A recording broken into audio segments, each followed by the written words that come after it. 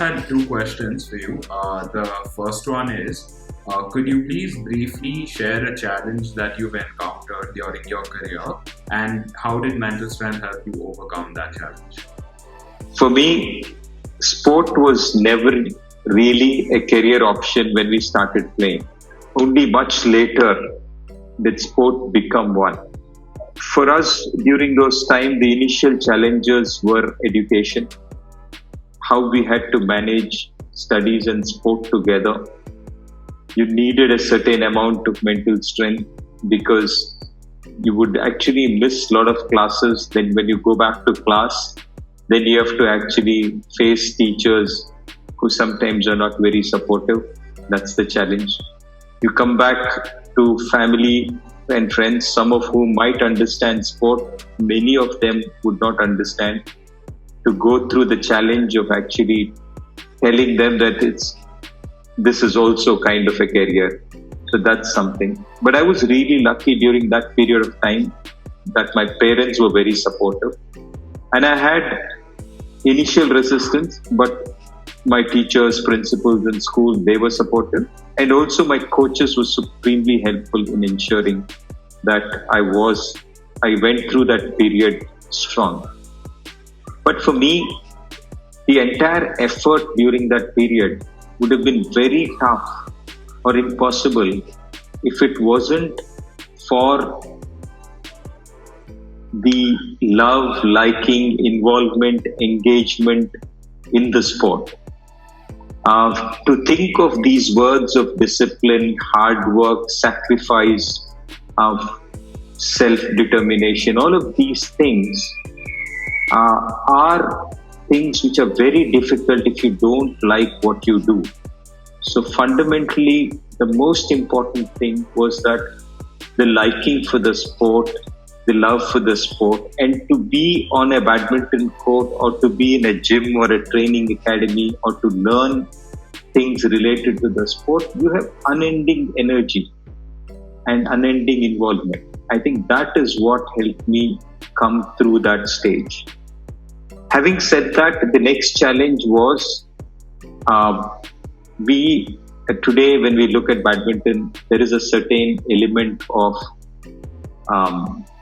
belief in the junior players about how it is possible to be a world-class player. So they dream when they start playing badminton, they dream of being. But especially in the 90s, in the early 90s, when I was a sub-junior and a junior player, although Prakash Sir had won the All England in 1980, we could not relate to that because during my time, prior to my playing international badminton, none of the Indian players had actually produced any great results. So the belief among the group was that international badminton is not for us. We can be at best good in the country or win SARC tournaments. And that is what the general thinking was. To push the bar from that, I really needed a lot of mental strength. And this needed me to be extremely positive, extremely childlike in my approach, kiddish in my approach, that even after repeated losses, you kind of believe that you're going to win the next time. So the beating doesn't beat you. You just move on. And that was an important stage in my career. Then the next stage of mental strength would be when I had to leave home. I was in Hyderabad with the comfort of my parents and environment around, to move to Bangalore, to live as a paying guest and to eat in hotels nearby, small darshanis, where we used to go eat breakfast and lunch and dinner and manage sport. So that was a challenge. At that stage, we had to play international badminton. We didn't have money enough. So internationally, we would go to tournaments with less funding. So we had to pick places which had cheap accommodation. That was a challenge. We would eat in langars many of the times because internationally, we didn't have the kind of money. So the challenges of sport were much more fundamental.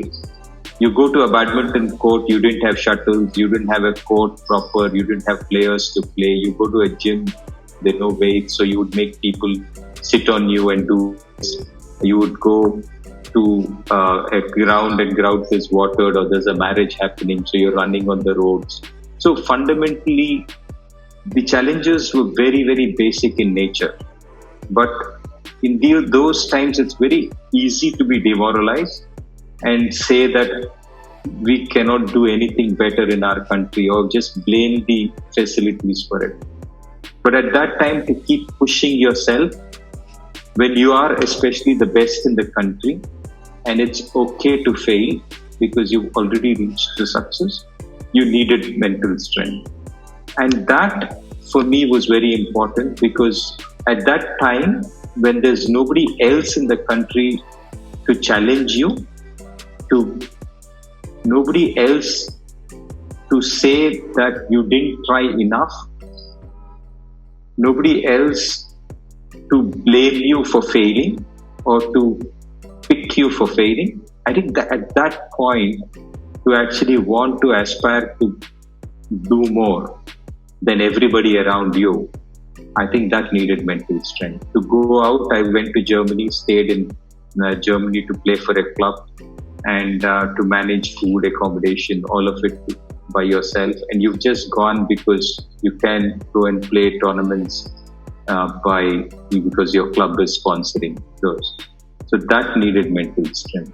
So I think at that point of time, to put all what you've earned, to not think of what you might do in the future, but invest in the sport back, I think that needed mental strength and commitment. But at the end of it, I would come back to 2 points. One is, did I love what I was doing? And I would say I did love it. So that's why none of what I did in those times was hard work or sacrifice or determination. It just didn't do that. It was just something which I loved, I did. And the second thing was self-excellence. The bar was to do the best of what I can do, not to compete against the crowd who was with me. That was important. So these two were the biggest things. I needed mental strength because in 94, I was the number 1 player in the country. Was playing the national games when I had an anterior cruciate ligament tear on my left knee. And I had repeated surgeries on 94, 96 and 98. And my body had to go through a lot of pain during that time. And 25 years ago, orthopedics and physiotherapy and sports medicine were not the same as what they are today. And in badminton, the left knee and an ACL are big injuries to have, and nobody before me came back from such injuries. To have the resolve, to have the conviction that I will come back and I will not modify my game, because the easier option was to pick doubles. The easier option was to play a more less physically demanding game and survive in the sport. But to say that I will keep pushing the bar in spite of the fact that I might get injured, I think that needed mental strength. So it meant that I was injured for 3 times where I had to go back to surgery. So eventually I had 4 knee surgeries and multiple fractures and torn metatarsals. But it just meant the mental strength you needed, or the conviction you needed, or was very, very important. It's unbelievable. In fact, I remember one of the injuries, you had during 98. I remember it was in Bangalore. Ramakant, came and he was really, I remember because you had injuries. Even then, you continued to play the tournament. I remember. So it's really heartening to hear from you, the person who has done all over again and again, again and again. And so my second question was, what message would you like to share with the youth in sports currently with regards to the importance of mental strength? Well, as I said, I think loving what you do is the key. Don't have unreal expectations. The goal is the process. Do the best of what you can, and that is what is important. All we have in our hands is just the effort which we put in. And success in sport is determined by many things. Genetics being one of them, which we are born with, we are not in control, because all said and done, the amount of strength you can develop is maybe 30% with all the techniques and the diet. But the speed or endurance is also an opening balance which you're born with. And you probably have a 10% to 30% improvement chances in all of these. So there is very likely chance that you might fail. Although the story is like this, that till the time you are on the path, you have to believe that it's going to happen. And this is when you're on the field, in the gym, when you're a player, you should believe that it's going to happen.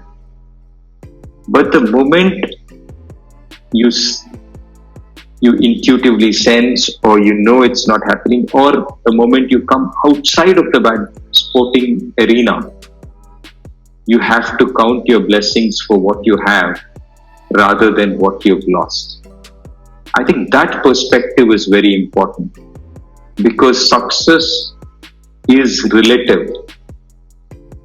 Because somebody getting into the Ranji team might be great success.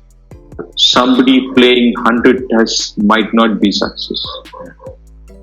So we should not go by that, because somebody who has a potential to hit, just from a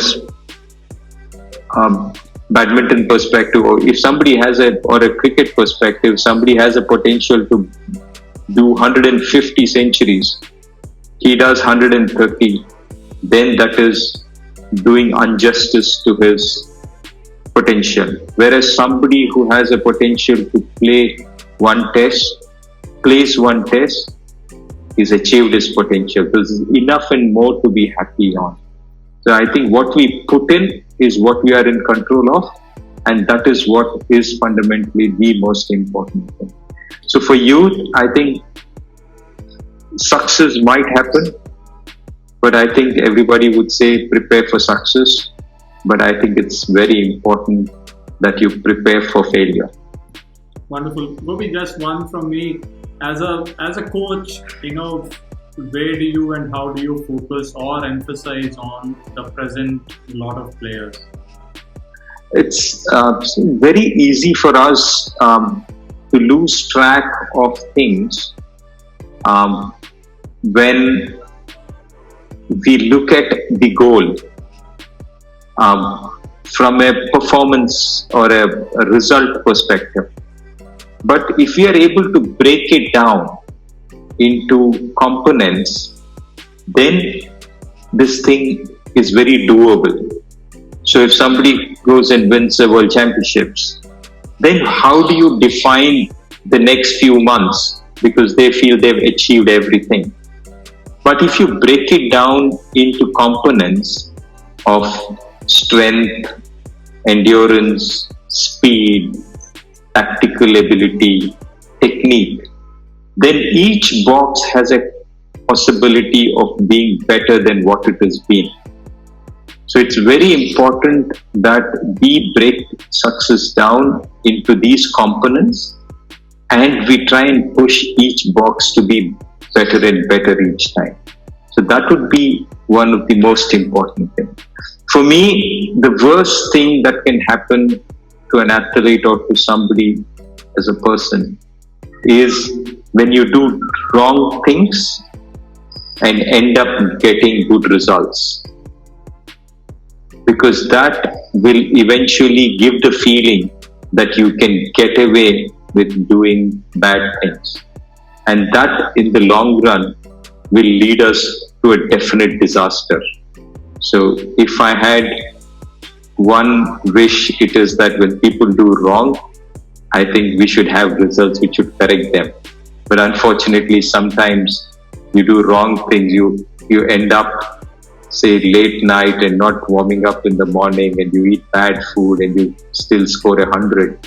So, or you win a match because the opponent has not played very well. In your mind, the impression is I can get away with wrong things. And that is disastrous, because when eventually life will catch up and reality will catch up, and at that point it's too late. So I think that's something which I think is important. Absolutely true.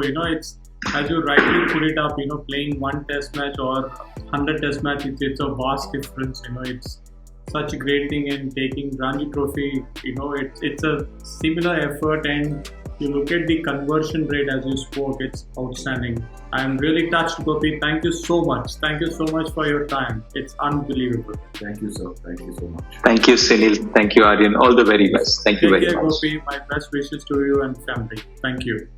Bye, sir. Thank you, Sunil.